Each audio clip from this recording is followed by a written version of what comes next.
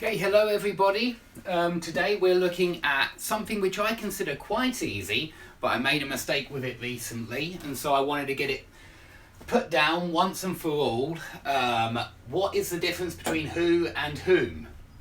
Now, the difference is actually really simple if you look at it on this table, and I hope this can explain why there's a very simple test to decide if it should be who or whom. But before I speak about that, let me make one thing clear. Most ordinary English people, I say ordinary, I just mean the vast majority of English people, 99%, will always use who and never use whom, or almost never. If you do use whom, you will sound very formal.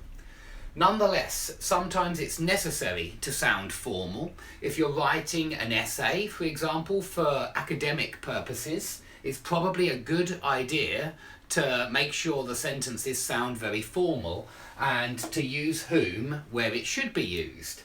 But in everyday English on the street, I think most people don't bother using whom at all. Nevertheless, we do use it. There is a distinction between who and whom, and it's pretty easy. But still, it's easy to make a mistake, as I hope to show in a moment. Now, in English, we have subject pronouns, I, you, we, he, she, they, or who. And we have object pronouns, me, you, us, him, her, them, and whom. Now, the object pronouns should always be in the object position, and the subject pronouns should always be in the subject position. This is how we know what the subject of the verb is, the doer, and what the object of the verb is, the thing which has something done to it. So I've got a verb here. I just used the verb hit, but I could have used any other verb, kicked, punched, all sorts of other transitive verbs I could have used instead of hit. Now, it's important that we make this distinction, and it's one of the reasons why there's a very common mistake that English people make. They say something like this: me and my friends went to the park. Me and my friends, and everybody makes this mistake. Me and my friends went to the park. That is incorrect. Why is it incorrect? Well, my friends is correct, but it's the me that's wrong. Me should only be the object of the verb here. It should be on the other side of the verb. It shouldn't be in the subject position. Remember that English sentences, generally speaking, go subject, verb, object. Yeah? I hit him. Subject, verb, object. So, me and my friends went to the park is wrong, but it's what most people would say. It's better to say, my friends and I went to the park. And very few people say that, actually. It sounds ridiculously formal. And so most people would say me and my friends. But of course it's wrong.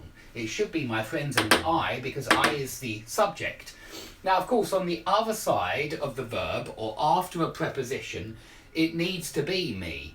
And so I think a lot of people, as I do, they look at my friends and I, and they start trying to use it more and more because they understand it's correct, but then they use it too much, and they start using this even after prepositions. So they say something like, he went with my friends and I, and that's not right. He went with me and my friends is correct. So be careful, that is a tricky one. English people make mistakes with this all the time, yeah? Native speakers make mistakes with this all the time. They very often use me as a subject pronoun, when of course it is an object pronoun.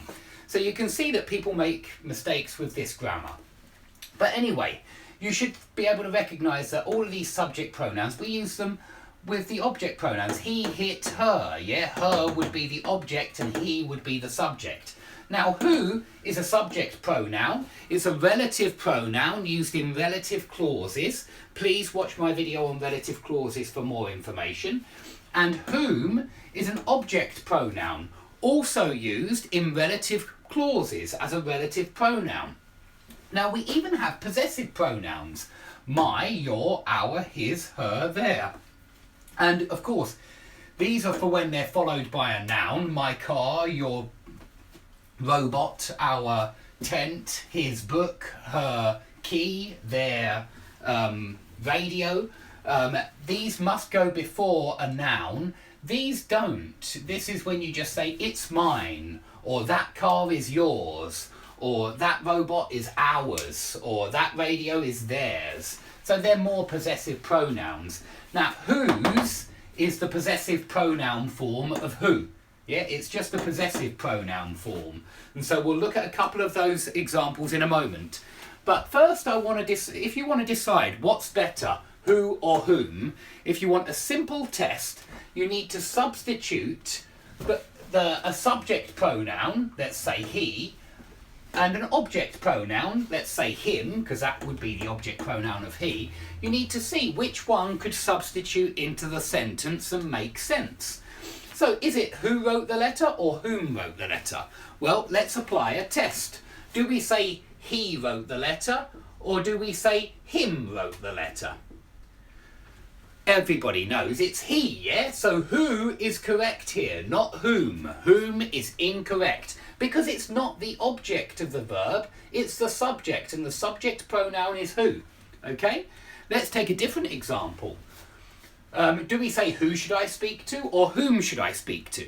Now, 99% of English people just say who anyway. Yeah, a lot of English people would just say who, and it's so common that in an informal sense it's basically correct.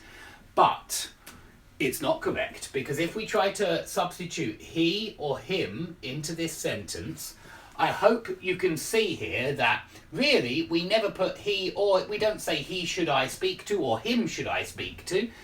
We need to actually change this sentence a little bit around and put the him or the he at the end and decide which one is better. Do we say should I speak to he or do we say should I speak to him? Of course, him is correct, and so whom, excuse me, whom is correct here. Whom should I speak to? Whom is an object pronoun, and it's the object of speak to.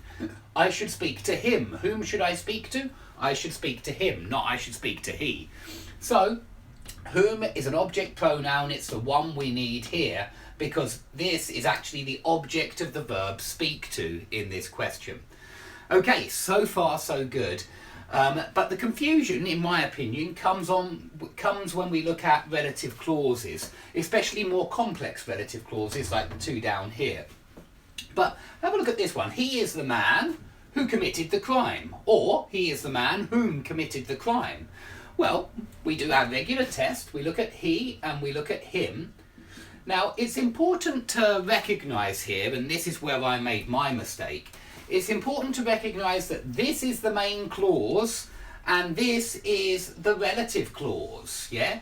Here it's a defining relative clause. This defines the man, and this is called a relative pronoun. Who, which and that are all called relative pronouns, and it's because they are pronouns. They're either subject pronouns, who, or object pronouns, whom, or possessive pronouns, whose.